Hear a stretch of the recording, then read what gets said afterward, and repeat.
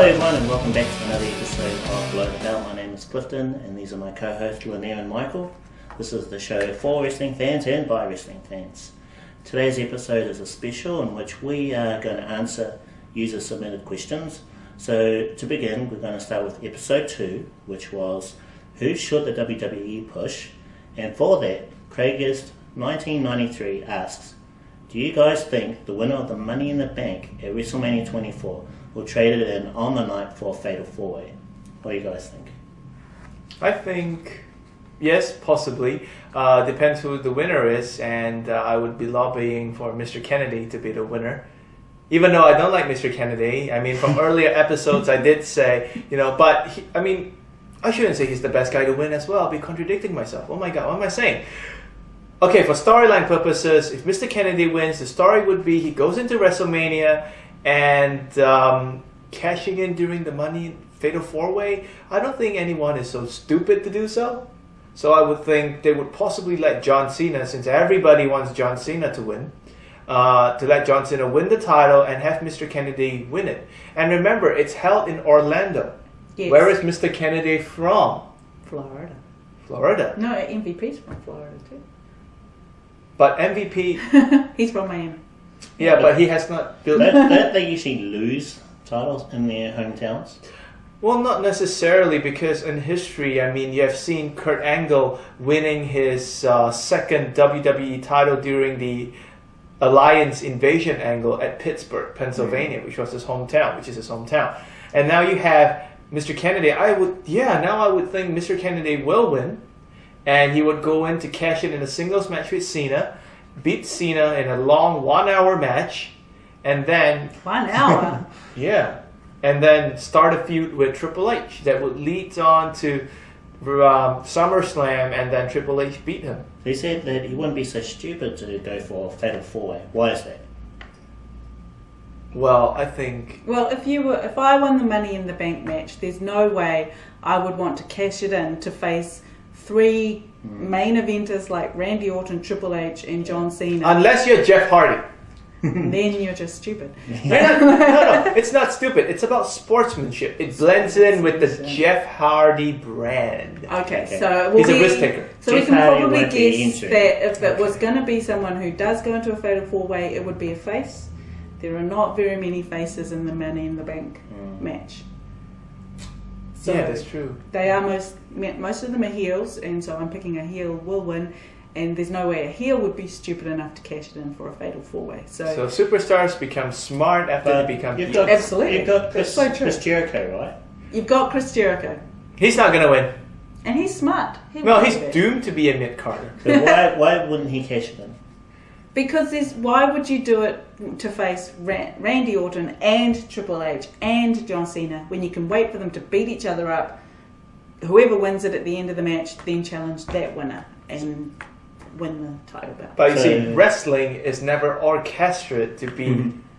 Pardon? Of course it is. No, I mean never being orchestrated to be athletic. It's about business, and people may cash in to earn the support of the fans if they like it.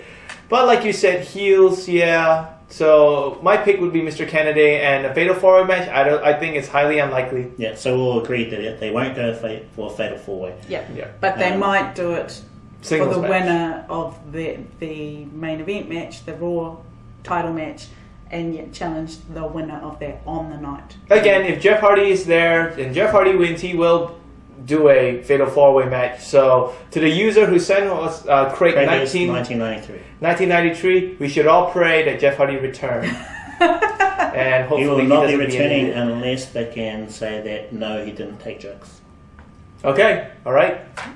Okay, so we'll move on to the next question, which is by Steve Nash 1386, in which he asks, I think Kofi and Kane for being pushed. What do you guys think about that? Kofi Kingston has no personality whatsoever. It's just a nice guy in a spandex. And a brightly coloured one. A brightly coloured one, yeah. Which makes him a wuss as well. No, he's not going to go far. See, I I don't know. I haven't seen enough of him to make a decision either way yet. What I've seen, I haven't seen a lot of, I have to admit. He's still finding his feet. But I like the way they're developing him really slowly. Putting him on ECW. And pairing up with Tommy Dreamer and overweight. Everybody and overweight. in ECW has to do. You have to team up with Tommy Dreamer at some time. But they're putting him against people, that you've never heard of so that he can win. He's developing his skills. How can you say they're developing him when he's... I think they are developing him. He is putting him... WWE is putting Kofi Kingston against other jobbers. Yes. Who are unknown. Yes. But they did, if you think back, they did the same thing with Mr. Kennedy. They did the same thing with MVP.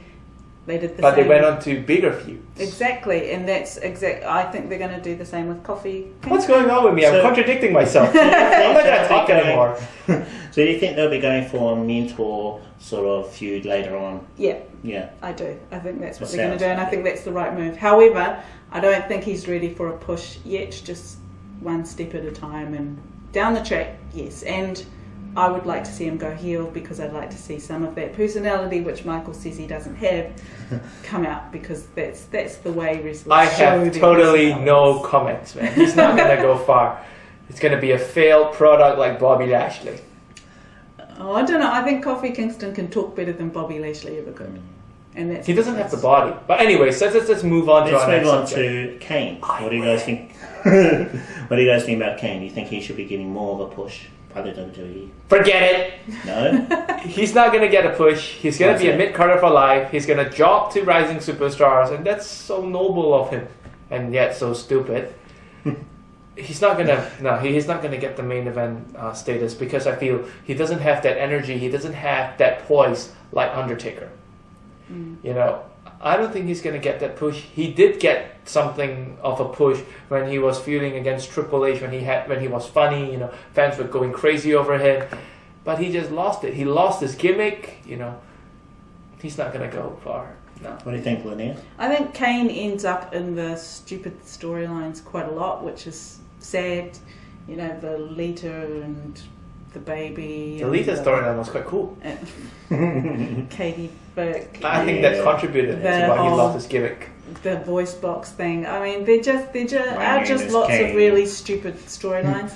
I think he's found his niche as the upper mid-card wrestler who develops the younger stars and puts them over.